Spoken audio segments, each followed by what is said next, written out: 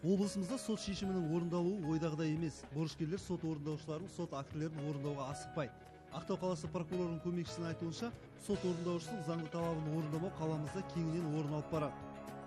Согласно статье 21, части 2 и пункта 4 Гражданского процессуального кодекса Республики Казахстан, вступившие в законную силу судебное решение имеет обязательную силу на всей территории Республики Казахстан. Қазақстан Республикасы азаматтық процессуалдық кодексінің 21 бабы 2 бөлігіне сәйкес заң жүзінде өз күшіне енген соттың шешімін әрбір жеке және заңды тұлғалар, сонымен қатар мемлекеттік органдар орындауға міндетті. Сот актілерін орындамау сотты сыйламағанды білдіріп, заң жүзінде жауапкершілікке тарту шарасы қарастырылған.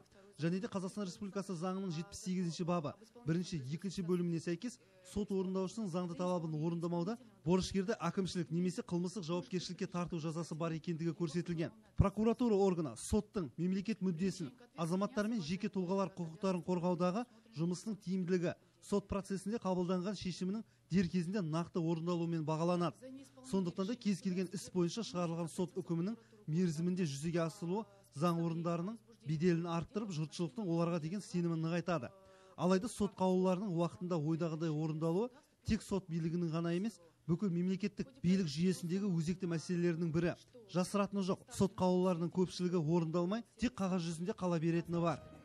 Енді сот қаулысын орындамау фактісіне тоқталсақ, Маңғыстау облыстық соттар әкімшісі Ақтау қалалық аумақтық учаскесінің сот орындаушысы Төлемісовте қала тұрғыны Сүндетов азамат Жұбатырдың 11 миллион 100 мың теңге қарызын төлеу туралы орындау құжаты болған.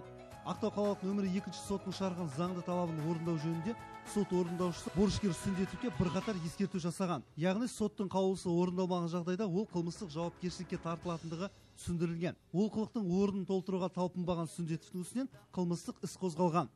Так, за неисполнение решения суда судебный исполнитель обратился в прокуратуру города Актау с представлением о возбуждении уголовного дела в отношении Сундетова.